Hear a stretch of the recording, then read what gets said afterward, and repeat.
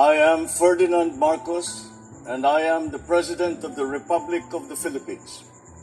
I stand today on behalf of 110 million Filipinos. Hello people, hello words, and hello Philippines. It's me again. Shoutout sa lahat ng mga Pilipino sa buong daigdig. Kung nakikita nyo guys, yung nakikita ko, siyempre si Pangulong Marcos Jr. Ayan po ay in-interview po siya ng media. All the way from Honolulu, Hawaii. O, di ba? Dito sa interview nito, mga kababayan, ito po para sa mga DDS. Sa mga marites na walang ginawa kundi nagpapakalat ng fake news na sinasabi, baklas na daw, ang unit team, watak-watak. O, ito, pakinggan nyo ang sinabi ni Pangulong Marcos Jr. At isa pa, yung relasyon niya kay BP Sara as a best friend, pakinggan nyo din ang kanyang sinasabi. At tungkol naman sa yung balita na para sa impeachment, ito para sa mga makabayan black na walang ginawa kundi puna ng puna. Pero hindi nakikita yung mga kanilang mga ginagawa. O, 'di ba? Nagmamalinis. O, i-impeach mo ang isang tao, wala naman sapat na dahilan or walang malalim na dahilan. Ay, nakakatawa kayo talaga. O, ito, pakinggan nyo ang sinabi mismo ng Pangulo ng Pilipinas. Tungkol dyan sa mga makabayang bluki-bluki na yan. Siyempre guys, panoorin nyo to para kompleto Ricardo. Ito na po. Another topic, Ana Felicia Baja of GMA News Online. Good afternoon, Mr. President. Sir, we just want to know what are your thoughts or reaction on the impeachment talks against Vice President Sara Duterte?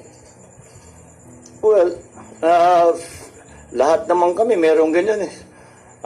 So I don't think it's particularly unusual. I don't think it's particularly worrisome.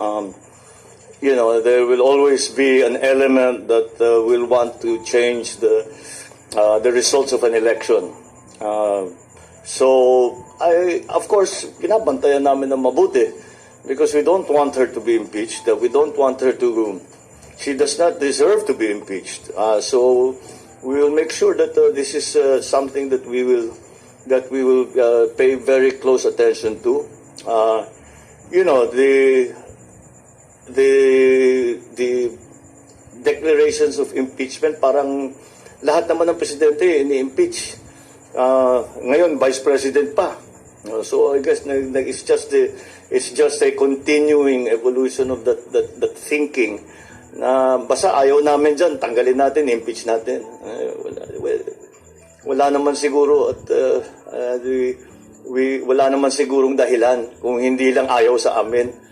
That's not a reason to be impeached. So, sir, wala pong unit team crackdown na tinatawag? Na? Unit team crack. I don't think so. Mas tumitibay nga eh. Dumadami yung pupunta sa lakas, dumadami yung pupunta sa PFP. Oh, narinig niyo yun? We are consolidating the unit team. It's actually become bigger and stronger than it was before.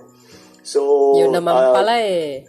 Ayan, wishful thinking. These are the same people that talk about impeachment. They are also the same people that, wala na, nagbaklas-baklas na yung unit team. Correct. Hindi, totoo yun. Tignan na lang ninyo mga political developments in the past few months. Sir, last time, how's your relationship with her po? With Sara? How's your relationship? Excellent. We on a professional level, I have nothing but good things to say about the work that she has done in the Department of Education.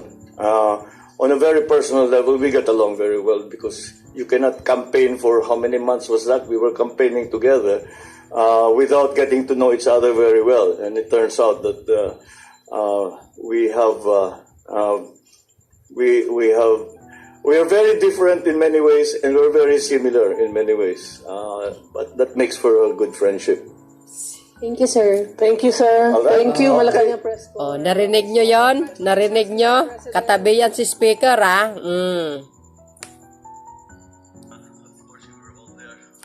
So, yun, mga kababayan, narinig nyo siguro yung sinabi ni Pangulong Marcos Jr. Oh, buo pa ang unit team.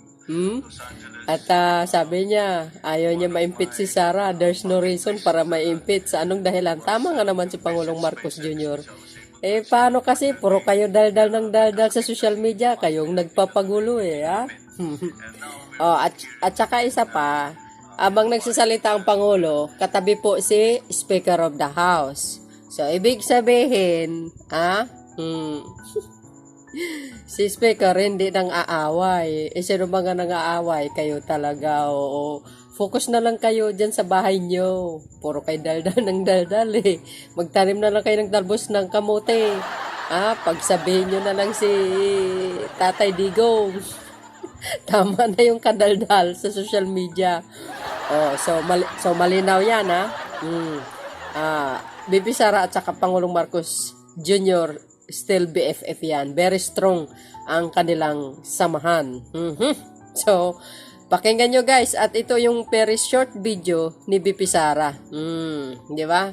Siyempre, bago yung panoorin yan, don't forget to like, hit the button bell para lagi kayong update. Okay? Bye, and babush! Itutuloy ko lang yung sinabi ko kahapon kasi hindi naman kasi tinanong sa akin kahapon why I think that I still have the trust of President Marcos. So, ito ko lang, I believe I still have the trust of President Marcos Jr. Why? Because before he left, I asked him about the impeachment and he told me the truth that he knows about